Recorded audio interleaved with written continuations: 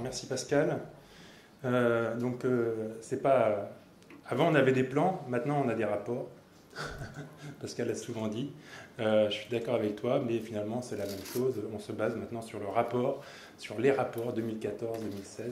Donc beaucoup ont participé ici pour finalement mettre en place un peu cette politique nationale de santé en matière d'hépatite. Donc vous savez que maintenant on a des très très bons traitements, il y a 95% des gens en première intention, et on parle beaucoup de ces 95% en première intention, mais il faut savoir maintenant qu'en deuxième intention, pour ces 5% qui ne guérissent pas, on a des bons traitements qui vont les guérir en deuxième intention. Je pense qu'il faut aussi le dire, on va arriver quand même à guérir tout le monde. Il y aura très très peu de personnes au final qui vont échapper à cette guérison, et parce qu'elle l'a dit très très bien, ça va devenir une maladie rare et on fait tout pour qu'elle devienne, pour éteindre cette épidémie et pour vraiment qu'elle devienne rare au possible. Donc voilà, et le problème maintenant, c'est plus le traitement du coup, c'est vraiment le dépistage. Donc au comité de suivi, du rapport en fait, des rapports du mot 1 et 2, et qu'on appelle aussi entre nous au comité, le comité stratégique, parce qu'il est consulté finalement par la DGS, et c'est avec eux qu'on travaille pour évaluer, mettre en place et donner notre aval à toutes les recommandations, tout ce qui peut être mis en place par le ministère. Ce qui est très bien parce qu'il y a l'ensemble des acteurs associatifs, institutionnels qui y sont représentés. Donc c'est un vrai groupe de travail qui travaille pour le coup par rapport à ça. Et je pense qu'on peut avoir vraiment une vraie incidence sur la politique nationale de santé par rapport à ce comité. Je suis d'accord avec vous, ça ne se fait pas du jour au lendemain. Il faut du temps. On l'a vu avec les TROD VHC. On a mis quand même plusieurs années avant de les avoir, mais parce qu'on est confronté, et on le voit, à des problématiques étatiques, légales, souvent, qui ne nous permettent pas de faire les choses aussi rapidement qu'on voudrait les faire. Alors le dépistage aujourd'hui, puisque c'est la thématique du jour pour ce forum de SOS Hépatite, je voudrais d'abord rappeler, mais Pascal en a déjà parlé un mot, c'est finalement dépister l'hépatite C, c'est aussi dépister l'hépatite B et le VIH. Donc on va beaucoup parler d'hépatite C, mais il faut toujours penser et avoir à l'esprit qu'on va dépister les trois virus ensemble. C'est les recommandations nationales successives depuis 2009, des rapports hépatite, des plans hépatite, des plans VIH, des rapports VIH. Donc on est tous d'accord, on dépiste systématiquement les trois virus. Et on propose la vaccination contre l'hépatite B. C'est très important, il ne faut pas oublier, il faut toujours avoir ça dans la tête et à l'esprit. Et pour dépister les trois virus, est-ce qu'on aura enfin, en 2018, les TROD VHB qu'on attend également longtemps? On espère qu'on ne va pas attendre aussi longtemps qu'on a attendu les TROD VHC. Mais les aurons-nous pour la Journée nationale hépatite, qui, je vous l'annonce, se tiendra le 15 mai 2018 cette année. Voilà, ça a été décidé il y a quelques jours. Il y aura un colloque, comme d'habitude, au ministère, à la salle Larocque. Alors aujourd'hui, finalement, on va dépister les trois virus, mais finalement, l'hépatite C, c'est vraiment ce qu'on peut appeler, un peu en termes marketing, la tête de gondole. C'est vraiment la pathologie qui va nous permettre d'attirer un peu la population et de les emmener dans le rayon pour leur dire « Venez voir, on va vous dépister, on a des traitements pour vous guérir. Et en plus, on va vous dépister l'hépatite B, savoir si vous l'avez ou pas. On va vous proposer la vaccination et vous dépister le VIH et vous proposer un accompagnement. » Finalement, c'est ça la tête d'affiche, et on va se servir de l'hépatite C. Avant, on se servait du VIH pour pouvoir parler des hépatites, finalement, et maintenant, on va se servir de l'hépatite C pour pouvoir parler du reste. Et ça, c'est important aujourd'hui, parce qu'on a des messages forts à faire passer.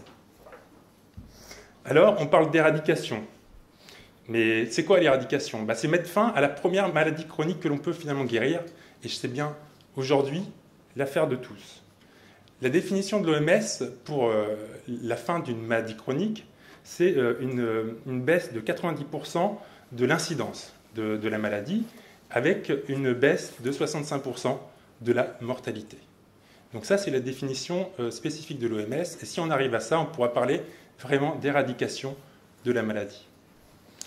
Finalement, éradiquer, c'est dépister, en réalisant plusieurs actions d'information, de prévention, et pas oublier qu'il ne faut pas les opposer, ces actions, pas dire il faut faire plus ça que ça, mais finalement que toutes ces actions que l'on va pouvoir mettre en place, elles vont être toutes complémentaires les unes des autres.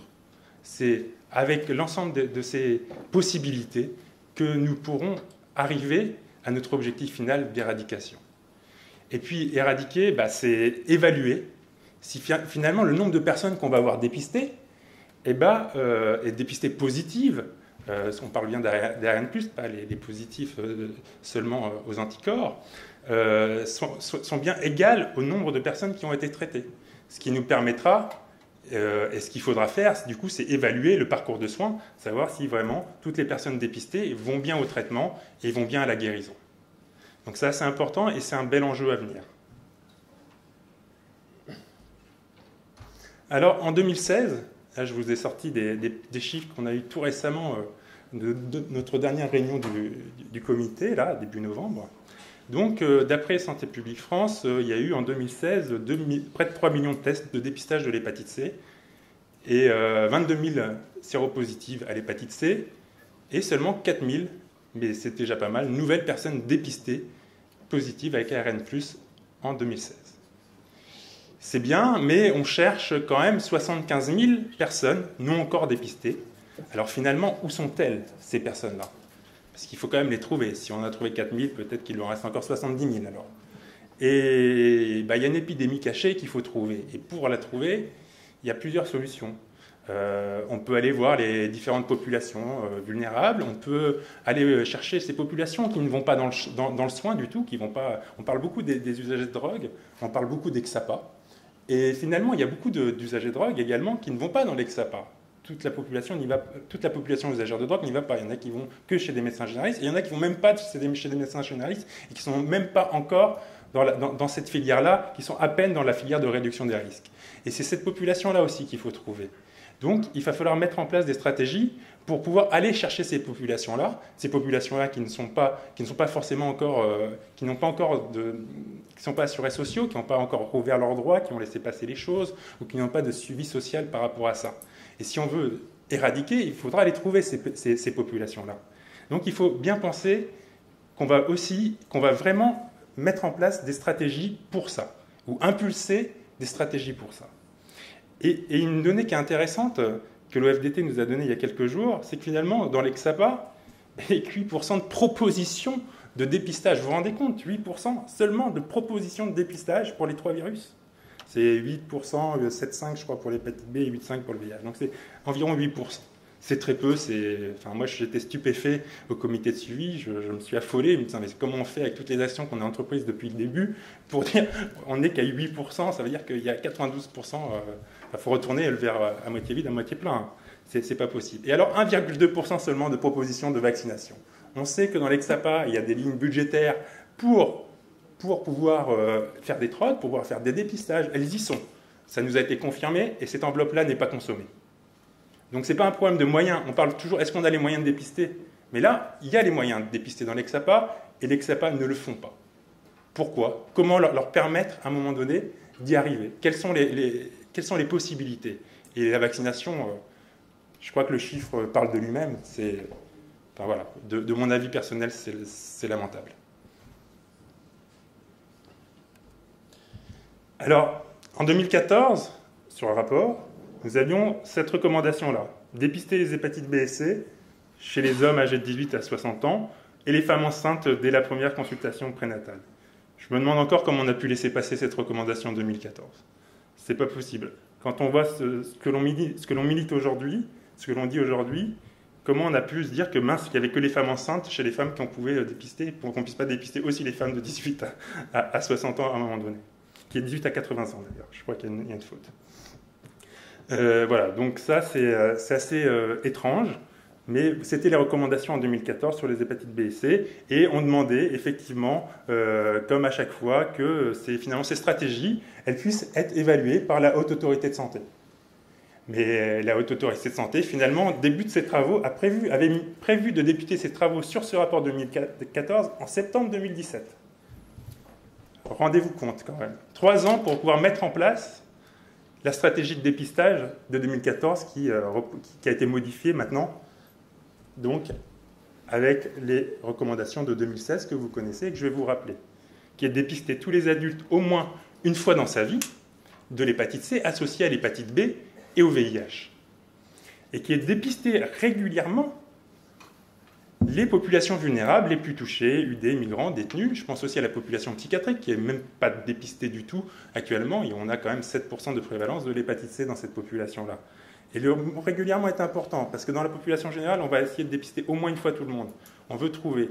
Mais dans les populations touchées qui ont plus tendance à y aller, à avoir des problématiques hépatites, ben, il va falloir y revenir. Parce que c'est important de faire tous les 6 mois ou tous les ans, suivant les populations, ces tests de dépistage.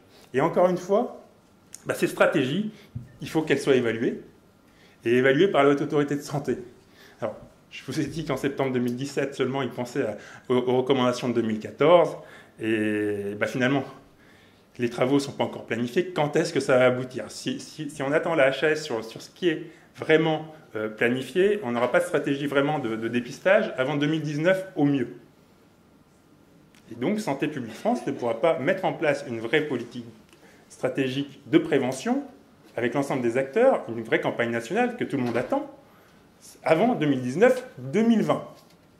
Alors qu'on parle aujourd'hui de dépister tout le monde. Donc, il y a un vrai décalage quand même avec ces aspects administratifs et la prise de conscience. Donc on pense vraiment, et je le porte au comité, j'ai demandé à ce que la HAS, il y ait une procédure accélérée de prise en compte de ces recommandations 2016 et qu'elles soient évaluées rapidement pour qu'on puisse mettre très rapidement en place cette politique nationale de dépistage de l'hépatite C, de l'hépatite B derrière et du VIH.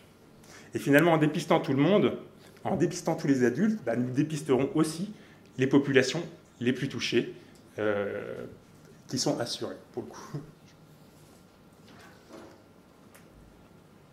Alors, comment mettre en place le dépistage dans les régions? Parce que c'est bien de parler du national, mais nous, ce qui nous intéresse, c'est comment toucher l'ensemble de la population. Et la population, elle vit en région, elle vit en local. Alors, est-ce que c'est vraiment une information, une incitation nationale qui va toucher toute la population, ou plutôt des actions régionales ou locales. Et on se pose la question, mais pour toucher le région et le local, c'est bien d'avoir des recommandations nationales, mais si elles ne sont pas appliquées par les agences régionales de santé, à quoi ça sert? À quoi ça sert d'avoir une palette de recommandations si elles ne sont pas appliquées? Eh bien, est-ce qu'il y a-t-il déjà le dépistage des hépatites dans les projets régionaux de santé? Je vais faire un aparté, je vais prendre la région Grand Est. On est en train de mettre en place le prochain projet régional de santé sur les 10 prochaines années. Et je me suis aperçu, fin octobre, qu'il n'y avait même pas le mot hépatite dans le plan régional de santé, dans le projet. Après 6 mois de travail de l'agence régionale de santé, il n'y a pas le mot hépatite, il n'y a pas le mot foie, il n'y a pas le mot VIH. Voilà. Donc, bien se poser les questions de quelle incidence on peut avoir. C'est bien de tous travailler au national, mais derrière, il faut que ça suive. Alors quel lien il peut y avoir entre tout ça pour pouvoir mettre en place ces stratégies? Si les ARS ne s'impliquent pas, il n'y aura pas les moyens en région pour les acteurs. Donc il faut vraiment que tout le monde soit uni dans cette démarche de dépistage. J'ai réussi, je pense, à le faire entendre au directeur général de l'ARS Grand Est, qui nous a demandé une contribution sur les hépatites. Et je pense qu'il faut que dans chaque région, les représentants, les acteurs, aillent voir leur ARS pour demander ça. Et nous, au niveau national, au comité de suivi, j'ai demandé à ce qu'il y ait une action qui soit mise en place par rapport à ça. Il faut absolument que ça soit descendant, mais il faut aussi que ce soit montant. Il faut qu'on prenne l'ARS en étau. Il faut qu'ils aient plus le choix. Il faut qu'on puisse y aller. Il n'y a que tous ensemble qu'on arrivera à mettre en place cette stratégie de dépistage et à arriver à l'éradication. Et donc avec les autres acteurs, l'assurance maladie, mais aussi les conseils régionaux, départementaux et les collectivités. Je pense que c'est vraiment l'affaire de tous. Et c'est ça le message qu'on porte et c'est ça le message qu'on va essayer de développer au comité stratégique. Et alors, il y a des très belles campagnes déjà qui peuvent être réalisées. On devait avoir Denis Ouzan qui devait nous parler de la campagne des Alpes-Maritimes. Et moi, j'aurais voulu poser la question à Denis Ouzan, mais finalement, ta campagne, est-ce qu'elle va être duplicable à Marseille, à Lille, à Paris, à Rennes, à Bordeaux, à Montpellier, à Strasbourg, à Lyon et partout ailleurs? C'est dommage qu'il ne puisse pas nous la présenter, mais je crois que Pascal va nous essayer d'en toucher de quelques mots connaissant ça. Voilà, je vous remercie. Merci. Comme j'ai le micro, je vais en profiter pour répondre à la question avant de représenter le topo de Denis Ouzan. Je voulais remercier ça a été passé sous silence, mais tous les gens qui ont accepté de répondre de façon plus ou moins anonyme à la question, qui avaient porteur d'une hépatite B, et on a interrogé, on a fait une communication là-dessus, quelle est la représentation du vaccin par les gens eux-mêmes atteints d'une hépatite B. Et je rappelle ces chiffres-là, je pense que les hépatos et tout le monde, on devrait s'en saisir. 40% des gens qui ont une hépatite B chronique ont dans leur entourage quelqu'un qui est opposé à la vaccination. Opposé dans son premier cercle autour de lui. 40% des malades n'osent pas demander à leur entourage de se vacciner. Alors qu'il est clair que la position médicale, si vous avez une hépatite B, il faut vacciner tout votre entourage. Les recos, il y a zéro discussion. Et quand nous, on interroge les malades, moi, je me suis pris une claque parce qu'ils ont répondu à mon infirmière. Je me suis rendu compte qu'il y avait un tiers de mes propres patients qui n'ont jamais osé parler de leur hépatite B à leur entourage et qui disent ils veulent de l'aide pour aider à en parler et à faire vacciner leur entourage. Et ça, je pense que du coup, c'est pas les médecins qui doivent y répondre, c'est probablement les associations. C'était pour finir la réponse. Donc Denis Ouzan est pas avec nous. Je vais quand même lui rendre hommage à notre barbu national et local, qui est, je vous rappelle, hépato à Saint-Laurent-du-Var, libéral, qui a été un fervent défenseur de l'accès aux soins pour tous et qui a toujours eu plein d'idées et qui a longtemps œuvré dans ce sens auprès de nous tous et auprès des sociétés savantes, que ce soit privées comme le CREG ou l'AFEF ou les coordinations. Il avait, il y a quelques années, je voulais lui rendre cet hommage physiquement. Je pense que Marc s'en souvient, il avait été le premier, il y a 15 ans, à faire une étude, et c'est ça le génie de Denis, c'est qu'il avait osé demander aux gens, mais qu'est-ce que vous faites de vos containers avec des aiguilles sales à l'époque? Et on était tous dans l'interféron à la ribavirine, et personne s'était vraiment posé la question des DASRI, ça commençait à sortir à SOS Hépatite. Denis s'était saisi de ça, avait interrogé les malades, et il s'était rendu compte que la plupart des patients n'avaient pas de conteneur pour jeter aiguilles, et qui jetaient ça dans les poubelles tout venant, etc. Et ça, c'est ça la puissance de Denis Ouzan, c'est d'avoir cette capacité de contre-pied, d'aller chercher l'information intéressante. Et il avait fait une communication européenne en disant les DASRI, c'est fondamental avec des traitements injectables chez des gens qui sont atteints d'hépatite C. Et bien Denis, il a récidivé avec des campagnes. C'est des campagnes qui sont hyper intéressantes parce qu'il a osé le faire à l'échelon de son département, dans les Alpes-Maritimes. Il fait pour la 3e année. Et il a eu l'idée de dire, les campagnes de dépistage, il faut probablement un fonds de communication, mais il faut mettre le paquet régulièrement. Et je crois que ça, c'est un message qui est fort pour nous, et je sais qu'il lui tient à cœur. C'est en novembre et en mai, à 2 moments, on fait plein pot sur la communication. Alors, mai, il est aidé par la journée nationale. Novembre, c'est le moment où nous, on a le forum, et c'est aussi le moment des suites des congrès, etc. Il a décidé de faire de sa campagne, vous le voyez là, 3, 4, je vais y arriver, des affiches sur les culs des bus. Donc les gens sont inondés de messages visuels comme ça, en disant faites-vous dépister, l'hépatite C, on peut en guérir. Et ça a été le message positif, ne pas stigmatiser, ne pas dire aux gens de ne pas faire peur, mais avoir une vision positive, à chaque fois communiquer positivement. Il va le faire pour la 3e année consécutive, là maintenant, et il a trouvé les financements, et c'est quand même ça qui est le nerf de la guerre, c'est de trouver les financements. Et en plus des QDBus, comme il nous dit, il y a les QDBus et la tête des pharmaciens et des médecins, ce qui n'est pas forcément plus facile à afficher. Il a communiqué avec les médecins, communiqué avec les pharmaciens. Il a eu le soutien de la Caisse primaire d'assurance maladie, et ça, c'est quand même quelque chose de fort pour appeler au dépistage. Et il a surtout eu l'idée, ça c'est un problème français, et c'est probablement pour répondre à votre question sur la question de la prévention et des choses comme ça, on n'est pas bon dans l'évaluation. Les anglo-saxons, quand ils font des campagnes de prévention, ils ont toujours le souci de dire qu'est-ce qu'on va mesurer, comment on va pouvoir dire à quoi a servi l'argent. Mais Denis, il a eu cette idée-là de dire il va falloir qu'on mesure. Et chose qui est intéressante, c'est qu'il a réinterrogé les médecins et les pharmaciens après ces campagnes, et pour savoir s'ils avaient eu connaissance. Alors les chiffres, ils sont ce qu'ils sont, mais ils sont à mon avis intéressants. C'est que 30% des médecins en avaient entendu parler et 50% des pharmaciens. On peut dire que c'est pas assez, c'est pas beaucoup. Mais en tout cas, c'est mesuré et on va pouvoir voir l'impact.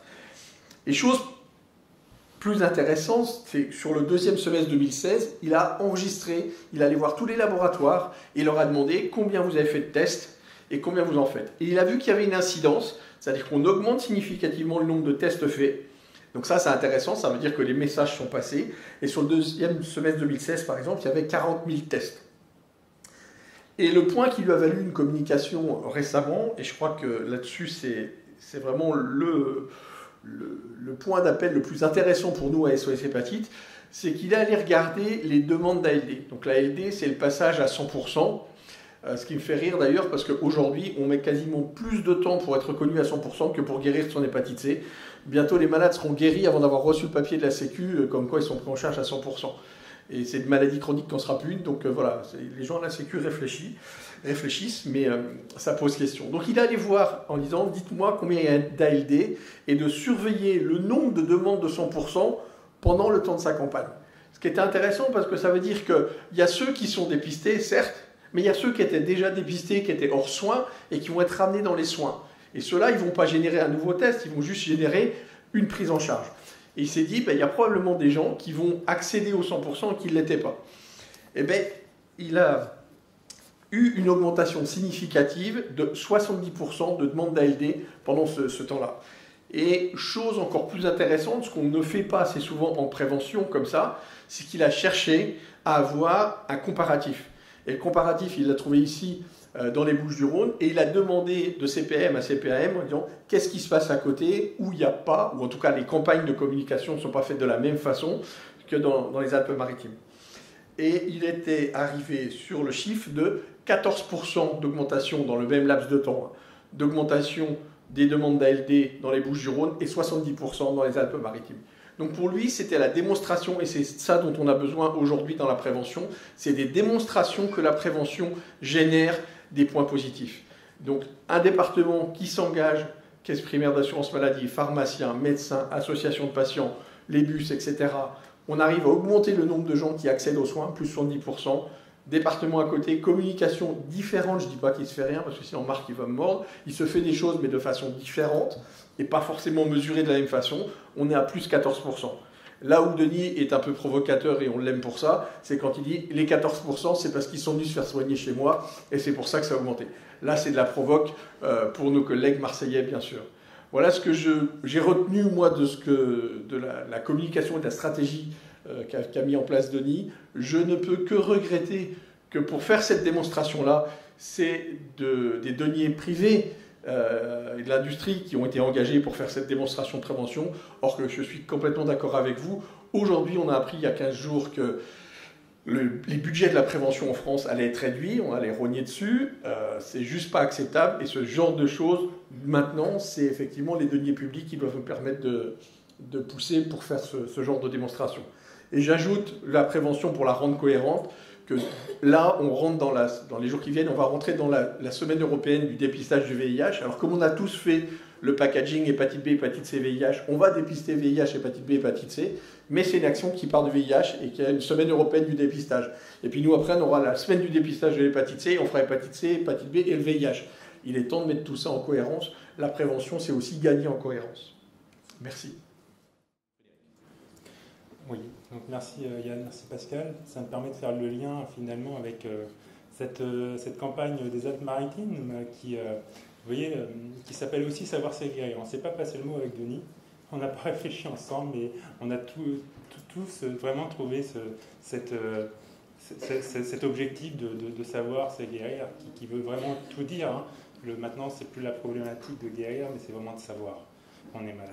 Donc, on a essayé de SOS Hépatite avec des partenaires institutionnels privés, financiers et un opérateur, un accélérateur culturel, d'essayer de mettre en place une campagne nationale de dépistage de l'hépatite C associée à l'hépatite B et au VIH, bien entendu, parce que on n'a pas, comme je l'ai dit tout à l'heure, sous une autre casquette, comité de suivi, finalement les possibilités des moyens publics pour pouvoir le faire dès maintenant. Voilà, donc cette campagne est née en fait d'une rencontre entre la chanteuse Julie, l'un de ses membres de son équipe créative Phil Spedding, qui est un bassiste international, qui jouait avec Mick Jagger, les Who, enfin avec des petits artistes, et de l'équipe de SOS Hépatite Alsace-Lorraine. Il faut savoir que Julie, dans son métier de formation, est pharmacienne. La pharmacienne, c'est pas la femme du pharmacien, hein, c'est bien un métier d'être pharmacienne. Voilà. Et l'accélérateur culturel Culture Angels, en fait, voilà, qui a proposé de mettre en place la stratégie opérationnelle et de charger de ce projet, de fédérer tout le monde autour de lui pour que tout le monde soit des partenaires, acteurs de cette campagne. Cette campagne, donc Savoir c'est guérir, porte le message voilà, simple que le problème n'est plus d'être atteint de l'hépatite C, mais de savoir qu'on en est porteur sans le savoir. Maintenant, on guérit à condition vraiment de savoir qu'on est porteur. Donc ça, c'est vraiment le message universel à porter. Donc c'est lancé, comme l'a dit Yann, le 20 juin sur le jour de la Journée nationale hépatite depuis Strasbourg, qui est un peu symbolique. C'est la capitale de l'Europe, mais c'est aussi le siège du Palais des droits de l'homme.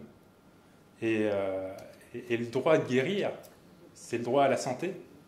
Et c'est assez aussi emblématique d'être parti de Strasbourg et du Palais des droits de l'homme pour aller porter ce message de dépistage et de guérison et d'une meilleure santé pour toute la population. Donc une équipe de professionnels et de bénévoles motivés seulement par cet objectif sanitaire, hein, tout le monde va dans ce sens, dans cette équipe projet, avec des artistes qui soutiennent le dépistage. Alors bien sûr Julie, qui a donc enregistré 2 titres et je vous en reparlerai tout à l'heure. Voilà, Phil Spedding, le bassiste, qui est aussi président d'une association de lutte contre l'hépatite C en Angleterre. Donc ça fait vite le lien, on a pu vite se mettre en pratique. Et vous écouterez une petite vidéo que je vous passerai à la fin sur l'engagement un peu de chacun de ces acteurs, pourquoi ils le font et pourquoi ils rentrent dans cette campagne. Et nous avons eu le soutien d'Axel Bauer, qui chante, pour ceux qui s'en souviennent, Éteins la lumière. Et là, on espère qu'il va ouvrir la lumière sur les hépatites et sur le dépistage. Et vous avez peut-être entendu déjà Louis Bertignac qui a apporté cet été son soutien au dépistage de l'hépatite C. Donc vous voyez, ça commence petit à petit à fédérer des artistes qui fait qu'en France, depuis très longtemps, vous n'avez jamais entendu un artiste parler d'hépatite C. C'est peut-être entendu parler du VIH, mais de l'hépatite C, de l'hépatite B, voilà, des hépatites de manière générale, personne. Et là, on arrive potentiellement avec cette campagne à petit fédérer aussi des artistes qui vont avoir un pouvoir fédérateur pour en parler autour d'eux et d'être écoutés. Et on a très récemment encore, la semaine dernière, le 9 novembre, rencontré Tom Morello. Alors, ça ne vous parle peut-être pas, c'est le chanteur de Rage Against the Machine. Ceux qui connaissent un peu ce genre de musique qui était venu pour soutenir l'œuvre. Et il y en a beaucoup d'autres qui sont en train de venir avec des artistes et des acteurs, je ne peux pas vous les révéler, mais chacun est en train de préparer son petit message pour pouvoir soutenir la campagne. Vous allez voir, ça va être quelque chose que l'on n'a jamais réalisé en France autour des hépatites. Donc des partenaires historiques, la NGH, qui pour ceux qui ne savent pas, la NGH c'est l'Association nationale des gastro-entérologues, des hépatogastro-entérologues des hôpitaux généraux, voilà, qui nous a tout de suite soutenus, le laboratoire Gilead, SOS Hépatite, donc qui fait bien partie, donc bien d'autres acteurs aussi, des associations et des sociétés savantes, notamment une grande société savante dont je dirai le nom, qui annoncera elle-même l'officialisation de son soutien à la campagne, mais je pense que ça va intervenir dans les tout prochains jours ou dans la prochaine semaine, je suppose. Voilà. Ça a permis, cette campagne, de diffuser des messages d'incitation au dépistage, pour le moment, depuis le début, depuis cet été, dans les magazines, dans des magazines qui n'ont pas forcément la vocation à parler de santé, mais à parler de musique. Donc c'est intéressant parce qu'on veut aller toucher tout le monde. On veut aller toucher des publics qu'on ne touche pas habituellement par les canaux habituels. Et du coup, passer par la musique, ça peut être un vecteur intéressant. Donc les Inrock, ceux qui connaissent un peu Rock and Folk, voilà, des magazines qui ont permis une diffusion de ces messages d'incitation au dépistage. Et tous ces magazines, ça nous permet d'avoir quand même 5 millions, vous vous rendez compte, 5 millions d'occasions de voir cette campagne, d'occasions de parler d'hépatite C et d'être informé de l'hépatite C. C'est quand même une bonne résonance déjà. Il y a aussi, je voulais vous parler de l'engagement de 2 collectivités, donc la ville de Strasbourg, vous vous en doutez bien, mais aussi la ville de Marseille qui s'est engagée la semaine dernière par le biais de l'adjoint maire, M. Padovani, qui va venir tout à l'heure, dans cette campagne de lutte contre l'hépatite C. Je lui laisserai parler de ça tout à l'heure. Voilà, donc c'est très bien d'avoir 2 villes qui s'engagent dans cette démarche citoyenne, porteuse de sens et d'espoir pour leur population. Finalement, à qui le tour derrière? Quelle sera la prochaine ville? C'est bien la question qu'on se pose. Et donc aujourd'hui, pour associer toute la population, on vous propose, et on propose à la population de matérialiser son engagement autour d'un manifeste. Ce manifeste, on l'a lancé la semaine dernière à Paris avec l'ensemble des acteurs historiques de cette campagne pour pouvoir dire « je m'engage pour l'éradication de l'hépatite C ». Voilà. Donc je vous invite à signer ce manifeste dont je vais vous présenter très brièvement et très rapidement le contenu. Et vous pouvez aussi, vous avez des affiches là, vous pouvez si vous voulez signer les grandes affiches pour montrer votre engagement. Il y en a une aussi à la sortie si vous voulez, il y a des feutres pour pouvoir marquer votre engagement autour de l'hépatite C. Et alors s'engager dans l'éradication de l'hépatite C, finalement, c'est s'engager à ne pas rester sans savoir que l'hépatite C peut concerner chacun et qu'il peut se dépister au moins une fois dans sa vie. Parler de la campagne auprès de sa famille, de son entourage, pour qu'il puisse prendre conscience de l'importance vitale du dépistage. Sensibiliser à la campagne les collaborateurs, les managers de son entreprise ou les représentants des collectivités.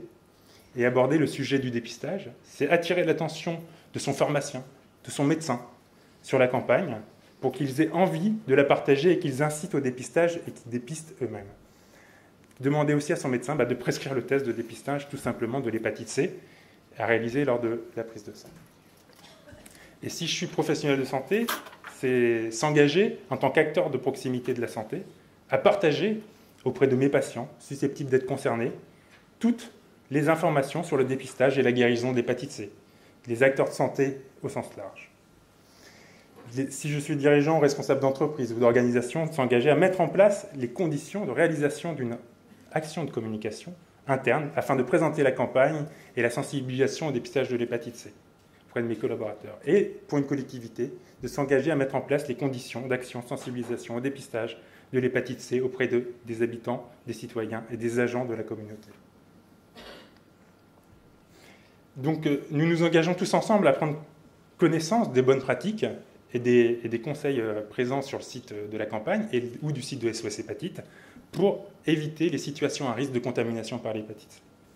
Et nous nous engageons tous ensemble à changer notre regard, surtout sur les malades de l'hépatite C, en prenant conscience que l'hépatite C peut toucher n'importe lequel d'entre nous.